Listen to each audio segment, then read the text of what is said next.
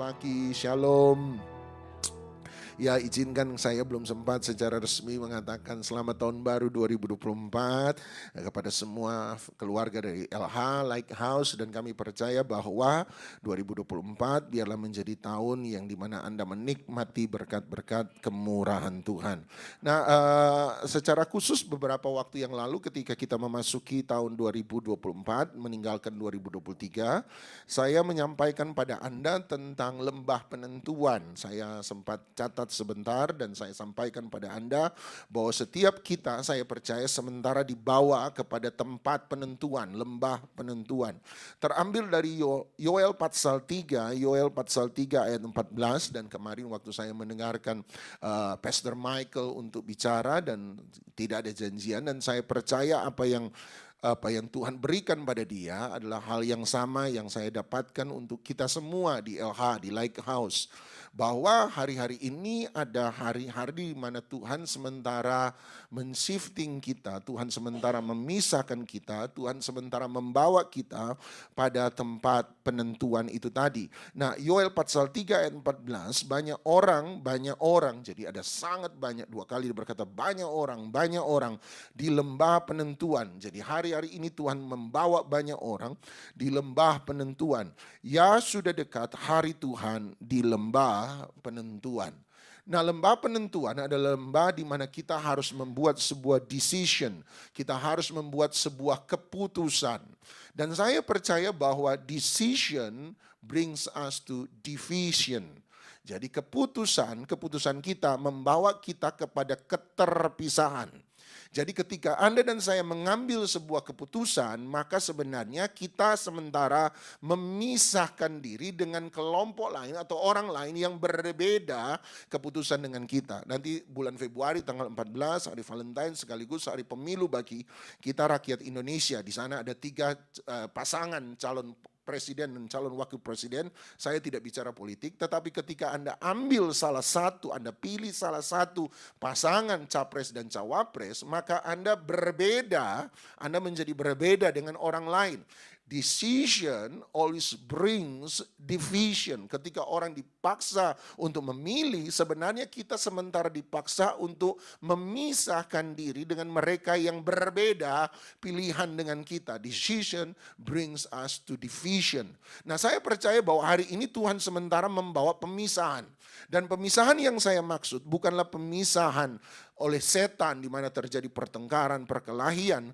Tapi saya percaya bahwa pemisahan yang Tuhan bawa hari ini adalah seperti yang Pastor Michael katakan. Kenapa saya ajak tanpa sadar, saya ajak juga Pastor Michael sama-sama. Dan kami menemukan bahwa diri kami sama-sama berjalan. Dan tanpa janjian juga punya visi yang sama untuk tahun 2024. Bahwa memang ada tahun penyucian. Tuhan sementara memisahkan. Dia sementara menyucikan. Saya konsul juga dengan beberapa teman di LH, beberapa pendoa, dan saya temukan bahwa ya kita sementara ada di masa-masa ini, bukan division, perpecahan yang diberi dengan pertengkaran, tetapi ada pemisahan-pemisahan tentang seperti Tuhan memisahkan antara kambing dan domba, seperti Tuhan memisahkan antara serigala dan domba. Ada pemisahan. Dan hati-hati bahwa tahun ini adalah tahun di mana seseorang benar-benar akan mengalami pemisahan. Tampian demi tampian akan datang dalam hidup Anda dan saya. Ya, kita diberkati, amin, haleluya, puji Tuhan. Itu doa saya buat kita semua. Tetapi berkat sekalipun akan membawa kita kepada sebuah pemisahan demi pemisahan. Nah, ada 3 hal, tapi saya bawa nomor 1 dulu pada Anda yang saya sampaikan di penghujung tahun 2023. Pemisahan yang pertama ada pada, kalau Anda melihat Yoel pasal 3, dia bicara tentang lembah Yosafat. Oleh sebab itu saya mengajak Anda membuka 2 Tawarik pasal 20, sebab di sana berbicara tentang lembah Yosafat yang sebenarnya kemudian menjadi lembah pujian. Lembah Yosafat tetapi sebenarnya menjadi lembah pujian. Jadi di masa Raja Yosafat ketika Israel mengalami serbuan dari berbagai macam suku bangsa yang hidup di sekitar daerah Kanaan. Dan Yosafat hari itu mengalami sebuah tindakan masalah yang sangat besar dan dia tahu dia tidak bisa menyelesaikan hal itu. Lihat 2 Tawarik 20 mulai dari ayat yang pertama supaya kita mengerti konteksnya.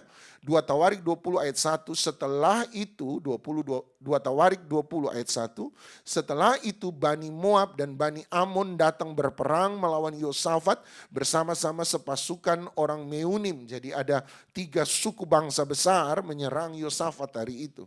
Datanglah orang memberitahukan Yosafat suatu laskar yang besar datang dari seberang laut Asin dari Edom menyerang tuanku. Sekarang mereka di Hazezon Tamar yakni En-Gedi. Lihat ayat 3, Yosafat menjadi takut. Jadi ada pemisahan. Sekali lagi, Yosafat menjadi takut lalu mengambil keputusan untuk mencari Tuhan. Dia menyerukan kepada seluruh Yehuda supaya berpuasa dan Yehuda berkumpul untuk meminta pertolongan daripada Tuhan. Mereka datang dari semua kota di Yehuda untuk mencari Tuhan. Lihat kondisi yang terjadi. Ayat 3 Alkitab berkata dia menjadi takut.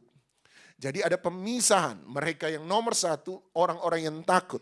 Tetapi Yosafat mengambil keputusan. Decisions brings division. Dari semua orang yang takut, Yosafat mengambil keputusan. Itu sebabnya dia menjadi berbeda dengan orang-orang yang takut. Kenapa? Keputusan apa yang dia ambil? Dia menyerukan kepada Israel supaya berpuasa mencari Tuhan. Jadi nomor 1, kita akan dibedakan antara mereka yang takut dan mereka yang mencari Tuhan.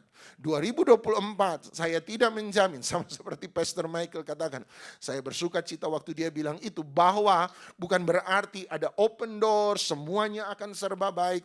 Tapi saya menjadi takut bahwa ada masalah demi masalah yang membuat Anda dan saya bisa ada dalam keadaan takut. Tetapi seandainya itu terjadi, Anda harus menjadi berbeda. Kita harus menjadi terpisah. Rise, shine. Anda harus bersinar. Anda harus bangkit. Anda harus menjadi berbeda. Bagaimana menjadi berbeda dalam keadaan takut? Cari Tuhan. Ayat 3. Cari Tuhan. Kemudian ayat 4. Minta pertolongan Tuhan. Ayat 4 yang sama dia berkata kembali lagi cari Tuhan. Jadi dia berkata cari Tuhan. Minta pertolongan Tuhan. Cari Tuhan. Cari Tuhan, minta pertolongan Tuhan, cari Tuhan. Itulah yang membuat kita berbeda hari ini. Itu yang akan membuat Anda dan saya berbeda hari ini. Mari ketika bicara soal ketakutan, mari coba Anda lihat Yosua pasal 1. Yosua pasal 1. Yosua pasal 1. Yosua pasal 1 ayat yang ke-6. Yosua pasal 1 ayat yang ke-6. Anda lihat, mari kita bicara soal ketakutan. Sebab dia berkata ada banyak orang akan menjadi takut. 2024 akan menjadi sesuatu yang serba tidak pasti. Ada banyak orang menjadi takut. Tetapi kita harus berbeda. Kita harus ada di lembah penentuan. Ambil keputusan yang berbeda. Sekalipun Anda takut, cari Tuhan, minta pertolongan Tuhan. Yosua pasal 1 ayat yang ke-6. Yosua 1 ayat 6. 3 kali Tuhan berkata begini. Kuatkan dan teguhkanlah hatimu. Sebab engkaulah yang akan memimpin bangsa ini. Memiliki negeri yang kujanjikan dengan bersumpah kepada nenek moyang mereka. Untuk diberikan kepada mereka. Tolong dipahami. Dia berkata. Kamu harus kuatkan dan teguhkanlah hatimu. Kenapa? Sebab engkau yang akan memimpin Israel untuk masuk ke negeri yang kujanjikan. Dengar baik-baik Bapak Ibu. Untuk keluar dari Mesir, mereka tidak perlu ambil keputusan. Tuhan yang akan mendorong mereka keluar dari Mesir. Israel suka atau tidak suka, itu kehendak Tuhan. Dia mendorong mereka untuk keluar dari Mesir. Dia pakai satu orang, Musa, yang bersedia menjalankan perintahnya untuk membuat orang Israel keluar dari Mesir. Untuk keluar dari Mesir, itu dorongan Tuhan. Tetapi untuk masuk ke negeri Kanaan, itu pilihan kita. Dia berkata, sebab engkaulah yang memimpin bangsa ini masuk. Untuk keluar, Tuhan yang buat. Untuk masuk, kamu yang harus memimpin. Kamu yang harus memilih. Coba bandingkan 2 mujizat berbeda yang hampir serupa. Sama tapi tidak sama. Hampir serupa ketika Tuhan membuat orang Israel keluar dari Mesir, menyeberangi Laut Merah. Dan ketika Tuhan membuat orang Israel masuk tanah Kanaan, melewati sungai Yordan. Kan sama-sama Tuhan membelah air, betul ya? Yang membelah laut. Oh itu laut. Anda lihat dia membelah dua hal. Satu, Laut Merah. Dua, Sungai Yordan. Tetapi mujizat yang pertama, Laut Merah untuk mengeluarkan mereka dari Mesir. Sementara mujizat kedua, membelah Sungai Yordan untuk membuat mereka masuk tanah Kanaan. Apa perbedaan dua mujizat ini? Lihat baik-baik. Ketika Tuhan membelah Laut Merah, Tuhan bilang sama Musa, begini, angkat tongkatmu, pukulkan ke laut, suruh mereka berjalan. Sebelum Musa mengangkat tongkatnya, Anda harus baca baik-baik ceritanya. Tuhan mengirimkan angin timur yang keras sepanjang malam untuk membelah Laut Merah. Jadi Musa belum pukul, Tuhan sudah lebih dulu bekerja. Yang percaya katakan amin. Ada hal-hal di mana kita belum mengalami semua masalah, Tuhan sudah lebih dulu bekerja. Jadi Musa pukul, memang itu sudah waktunya Tuhan untuk membuka jalan. Tetapi sebelum itu terjadi, dia sudah perlahan tapi pasti buat mujizat itu. Mengirimkan angin timur yang keras sepanjang malam untuk membelah Laut Merah. Jadi mereka suka atau tidak suka, Tuhan dorong mereka. Mereka belum berbuat apa-apa, Tuhan sudah lebih dulu bekerja.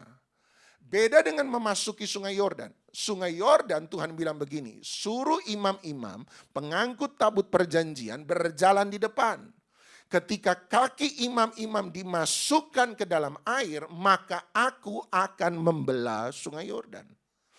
Perbedaan antara Laut Merah dan Sungai Yordan adalah Musa belum pukul di Laut Merah, Tuhan sudah lebih dulu bekerja. Yang percaya katakan amin, oke. Di Sungai Yordan berbeda, Tuhan bilang masukkan kakimu lebih dulu. Imam-imam memasukkan kakimu lebih dulu ke dalam air, baru kemudian Tuhan bekerja. Berarti ada dua tipe mujizat dalam hal ini. Nomor satu, Anda belum punya masalah, Tuhan sudah menyediakan jalan keluar. Tapi nomor dua, dia suruh Anda bertindak dulu. Baru kemudian dia menyediakan jalan keluar. Anda disuruh masukkan kaki dulu ke dalam air. Belum Tuhan belah, dan percayalah, dia belah bukan di situ. Dia belah sekian kilometer di jauh di sana. Jadi waktu mereka masukkan kaki, mereka belum melihat apa-apa terjadi. Mereka tidak lihat seperti orang Israel melihat Laut Merah terbelah. Tidak, sebab Tuhan tidak membelah di tempat di mana mereka memasukkan kaki. Tuhan belah sekian kilometer di daerah nama Adam. Dia membelah sekian kilometer di hulu sungai. Jadi waktu mereka masukkan kaki, mereka tidak melihat apa-apa. Tapi Tuhan hari itu sudah bekerja. Tapi dia tunggu mereka masukkan kaki dulu. Ada mujizat, Anda belum buat apa-apa, Tuhan sudah sediakan. Tapi ada mujizat, dia tunggu Anda bekerja dulu, baru kemudian dia menyediakan. Anda lihat oleh sebab itu untuk keluar dari Mesir, Tuhan yang bekerja. Tapi untuk masuk ke Sungai Yordan, dia tunggu Anda yang bertindak dulu. Dan ini yang membuat seseorang seringkali merasa takut. Sebab kalau saya buat ini bagaimana gagal? Kalau saya buat ini bagaimana kalau tidak berhasil? Dia berkata, engkau punya tanggung jawab untuk masuk ke tanah Kanaan. Ada banyak janji Tuhan sebenarnya tidak pernah terjadi dalam hidup kita. Bukan karena bukan Tuhan yang berjanji, Tuhan yang berjanji. Tetapi karena kita tidak pernah bertindak untuk menerima apa yang dia janjikan. Dia tunggu Anda memasukkan kaki lebih dulu, basah dulu, terlibat dulu, masuk dulu, melangkah dulu, kerjakan dulu, taat dulu, percaya dulu, berharap dulu, jalan dulu. Selebihnya serahkan sama Tuhan. Dia tunggu kita masuk dulu. Nah untuk itu, ini yang lihat ayat 7 dia berkata, hanya kuatkan dan teguhkanlah hatimu, Yosua 1 ayat 7. Dengan sungguh-sungguh bertindaklah hati-hati, dia suruh kita hati-hati sesuai dengan seluruh hukum yang telah diperintahkan kepadamu oleh hambaku Musa. Janganlah menyimpang ke kanan atau ke kiri, supaya engkau beruntung kemanapun engkau berhasil. Janganlah engkau lupa memperkatakan kitab Taurat ini, tetapi renungkanlah itu siang dan malam, supaya engkau bertindak hati-hati tetap jangan sembrono, hati-hati sesuai dengan segala yang tertulis di dalamnya. Sebab dengan demikian perjalananmu akan berhasil dan engkau akan beruntung. Ayat 9, perhatikan. Bukankah telah kuperintahkan kepadamu? Dia berkata, kuatkan dan teguhkanlah hatimu. Kenapa? Janganlah kecut dan tawar hati, sebab Tuhan Allahmu menyertai engkau kemanapun engkau pergi. Dia menyebut dua hal yang menghalangi kita untuk masuk ke dalam tanah perjanjian. Kecut dan tawar hati. Nah, mari coba Anda lompat secara cepat Ulangan 31 ayat 8. Indonesia menyebut kecut dan tawar hati, tetapi bukan itu definisi yang sesungguhnya. Lihat ayat 8, Ulangan 31 ayat 8. Ini yang lebih tepat. Sebab Tuhan, Dia sendiri akan berjalan di depanmu. Amin. Dia sendiri akan menyertai engkau di sampingmu. Amin. Dia tidak akan membiarkan engkau. Amin. Dan tidak akan meninggalkan engkau. Janganlah takut dan janganlah patah hati. Kecut dan tawar hati.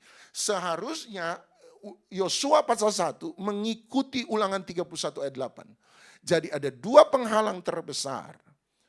Dua penghalang terbesar bagi kita untuk masuk menerima negeri Kanaan, negeri perjanjian Anda dan saya. Apa? Takut dan patah hati. Saya terjemahkan dengan bahasa modern, takut dan kecewa. Ketakutan hold us from starting something, sementara disappointment hold us from finishing something. Ketakutan menghalangi kita untuk memulai sesuatu. Takut membuat kita tidak mau memulai sesuatu. Takut membuat kita tidak mau mencelupkan kaki kita di Sungai Yordan. Itu ketakutan. Takut membuat dua suku memilih untuk tidak masuk ke tanah Kanaan. Takut membuat seseorang tidak pernah mau keluar dari zona kenyamanan dalam kehidupannya. Takut menghalangi kita memulai sesuatu. Tetapi kalau Anda mampu memulai sesuatu, jangan lupa ada musuh kedua. Apa itu musuh kedua? Patah hati. Sama-sama bilang kekecewaan. Sama-sama bilang kepahitan. Kekecewaan, kepahitan itu justru menghalangi kita dalam menyelesaikan sesuatu. Anda nangkap? Takut membuat kita tidak mau memulai. Tetapi kalau Anda mulai, jangan lupa ada musuh kedua. Musuh kedua adalah kekecewaan yang membuat kita berhenti melakukan sesuatu yang Tuhan mau. Sehingga kita tidak bisa menyelesaikan apa yang Tuhan taruh dalam hidup kita. Ada banyak orang menang dari ketakutan. Ingat baik-baik, Tuhan bilang ada dua musuh dalam perjalanan ini. Nomor satu, ketakutan. Nomor dua, kekecewaan. Mereka didorong keluar dari Mesir, tetapi Tuhan ingatkan ada dua musuh. Satu, ketakutan. Dua, kekecewaan.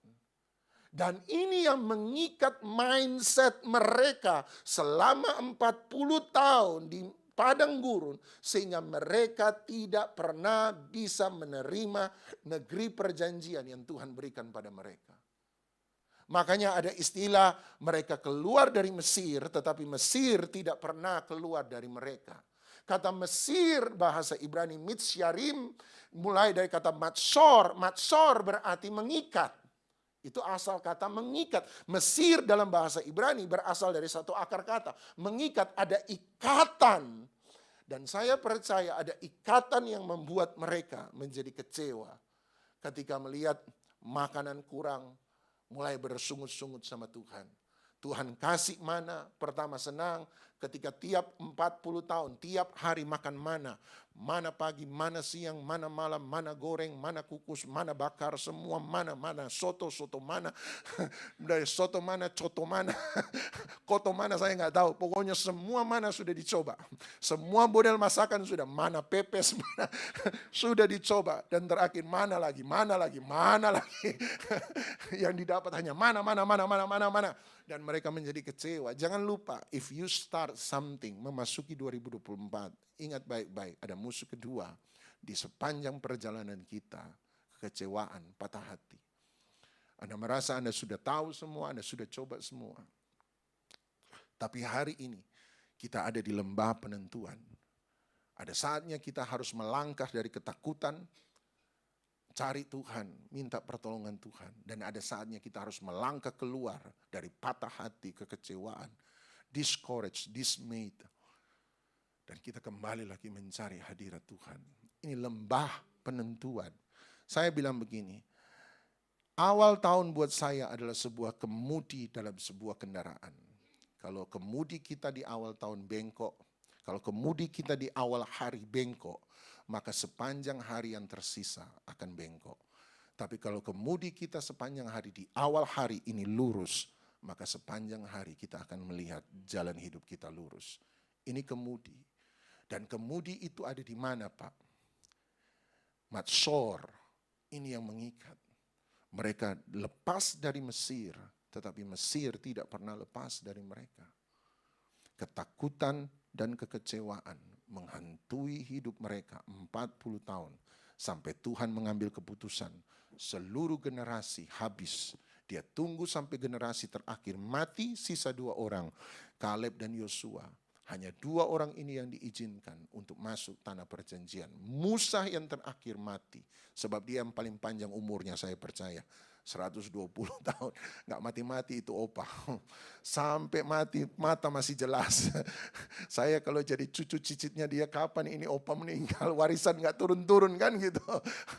Tapi waktu dia mati yang terakhir, siaplah satu generasi baru untuk memasuki tanah perjanjian. Kenapa dia tunggu generasi baru? Satu generasi yang tidak pernah mengalami Mesir. Sehingga satu generasi itu tidak pernah mengerti matsor, ikatan dalam kehidupan mereka. Mereka adalah generasi yang bebas dari ketakutan dan patah hati. Dan saya percaya tanah perjanjian itu diperuntukkan bagi mereka yang bebas dari ketakutan dan kekecewaan. Mari kita masuk 2024 dengan hati yang berani, dengan hati yang dipulihkan oleh Tuhan. Dan kita percaya tanah perjanjian kita Tuhan sudah siapkan bagi Anda dan saya. Mari kita datang pada